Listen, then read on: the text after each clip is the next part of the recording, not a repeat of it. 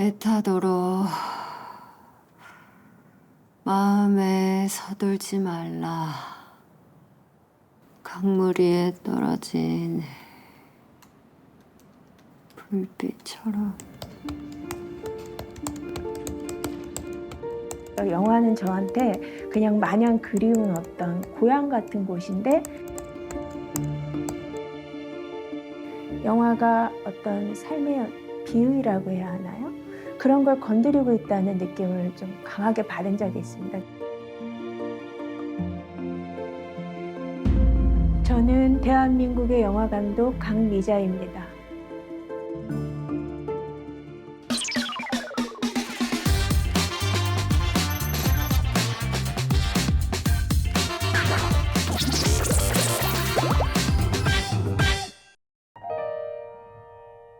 제가 원체 꿈을 좀 다채롭게 꾸어가지고 자고 일어나면 어떤 꿈 꿨었지 이제 생각하는 게 약간 버릇처럼 돼 있었던 것 같아요. 그러다가 권병순 선생님이 실험영화연구소라는 모임을 꾸리신 적이 있는데, 제가 거기에서 이제 같이 영화 공부를 했습니다. 그러면서 제 스스로도 내가 만들고 싶은 영화가 어떤 영화인지 궁금해서 1년 동안 제가 꾸었던 꿈을 매일 기록을 했었습니다. 그래서 이제 그 현빈이라는 영화는 꿈의 기록에서 출발을 했었는데, 화장실 변기 위에 앉아있는 나, 주변은 어두움, 그 옆에 문을 열었는데 어떤 나이든 여인이 나신으로 누워있는데, 꿈속에서 제가 그분을 엄마라고 생각을 했던 것 같아요. 근데 느껴지는 감정이 고통이었고, 그래서 이제 제가 그 여인에게 다가가서 안았는데, 그때 안던 감정은 슬픔이었던 것 같습니다.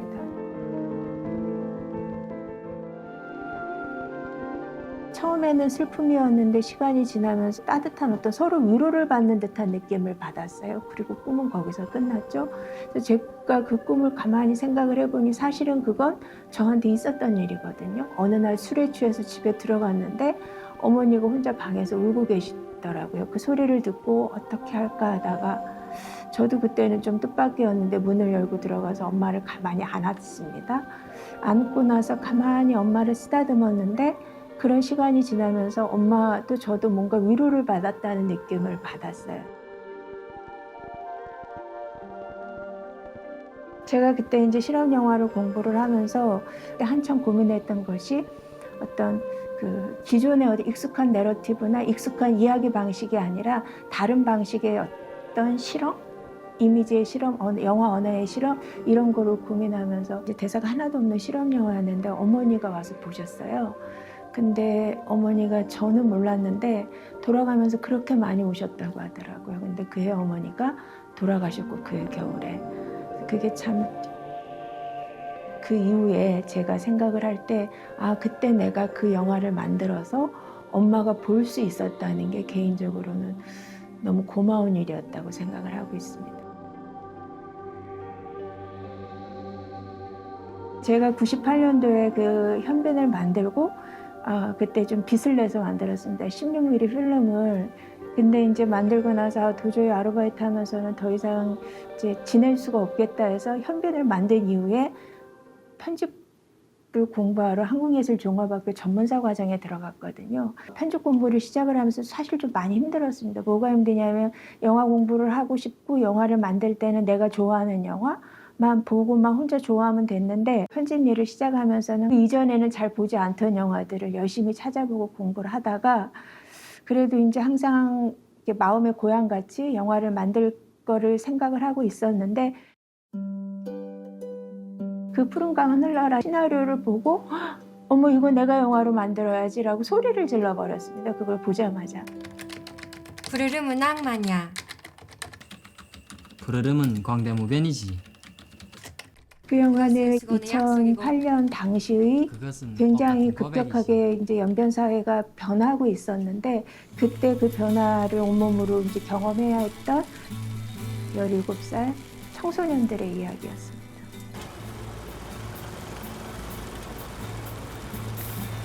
그 영화 자체가 연변의 이야기를 담고 있었기 때문에 가능 최대한 사실성을 이제 영화에서 보여주기 위해서 연변이 갖고 있는 특이한 어떤 공간의 느낌, 그 학생들의 느낌 이런 걸 최대한 잘 전달하기 위해서는 연변 지역에서 찍었고 방이름 몰라 할까? 그런가?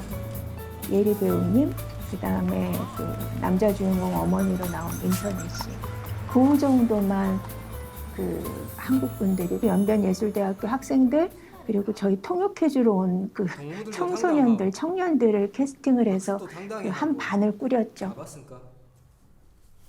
동무들도 공부하기 싫고 어지러움 두만강을 가고 백두산에 오르죠.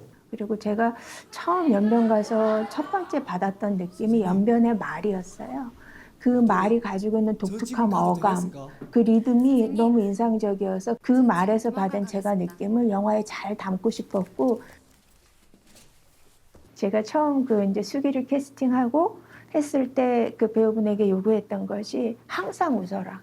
그냥 항상 그런 어떤 내면의 에너지를 영화를 만드는 동안만 쭉쭉 채웠으면 좋겠다. 웃고 늘 서로의 이름을 불러주고 긍정적인 에너지가 현실의 어떤 강예 비극이라고 해야 되나요? 어쨌든 부딪힐 수밖에 없고 살아가기 위해서는 어떤 힘이 그 청소년들을 살아가게 할 것인가 이런 거를 생각을 좀 했을 때 수기가 가지고 있는 어떤 내면의 건강한 에너지 이런 것이 결국은 힘이 되지 않나? 라고 생각을 했던 것 같습니다.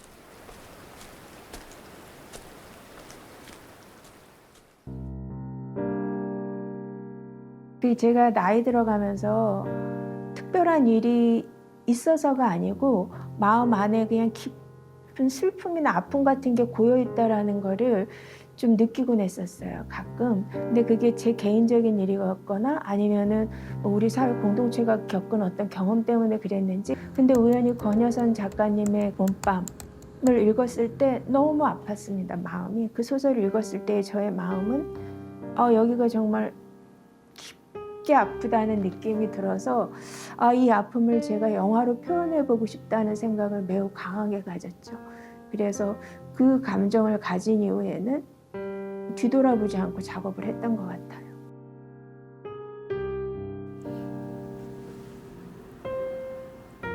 그 스토리는 알코올 중독자인 영경과 신용불량자이면서 류머티즘을 앓고 있는 수환이라는 남자가 서로의 단점을 뭐 교정하려거나 뭐 강제하거나 축구하거나 이러지 않고 그냥 자기의 고통을 견디면서 서로 옆에 조금이라도 더 오래 있어주려고 했던 하는 그런 사랑 이야기입니다. 영경과 수환의 사랑 이야기. 떨어진 불빛처럼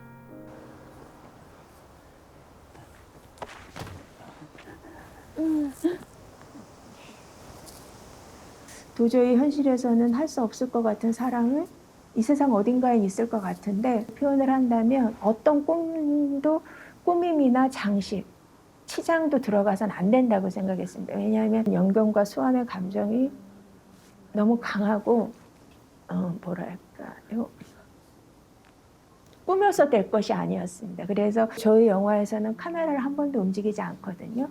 계속 고정되어 있는데 그만큼 이 배우들의 연기가 좀 중요했었죠.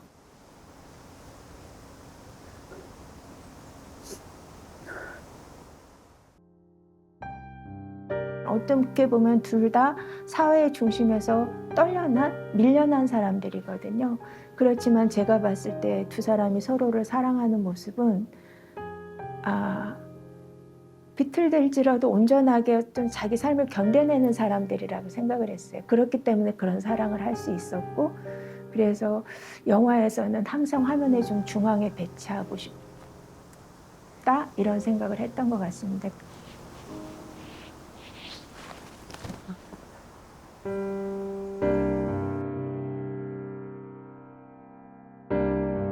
이번에 베를린 영화제 그 웹사이트에 보면은 그 영화에 대한 평이 2번 나왔는데 굉장히 고집스럽게 그 어떤 형식을 고집해서 영화를 완성해낸 것에 대한 어떤 표현, 아주 서정적으로 구조화된 영화 속에 커다란 어떤 부드러움, 텐더니스라고 표현을 하셨더라고요. 내가 영화 봄밤을 통해서 표현하고 싶었던 어떤 감정, 생각 그런 것을 좀 형식을 통해서 집요하게 거칠지만 좀 단순하게 표현하고 싶었던 것을 그분들이 봐주셨다는 생각이 들어서 그게 좀 매우 기쁘고 고마웠습니다. 그런 독립영화 정신이라고 할까요? 커다란 자본에 의해서만이 만들어질 수 있지 않더라도 그 조금 뭔가들 좀 도전적이고 실험적이고 그리고 관습적인 영역에서 조금 벗어나서 그런 제작 방식을 통해서 사회하고의 어떤 접점을 찾으려고 노력하는 영화 정신이라고 저는 생각을 하는 편이고 16년 만에 영화를 만들 어떤 것, 영화에 미안하지 않으려고 애쓰고 애써서 만들었던 것이 그 시간이나 경험이 누군가에게는 또 다른 에너지가 돼서 움직이게 하는 이렇게 또 만날 수 있구나 그런 경험을 했던 것이 좀 고마웠습니다.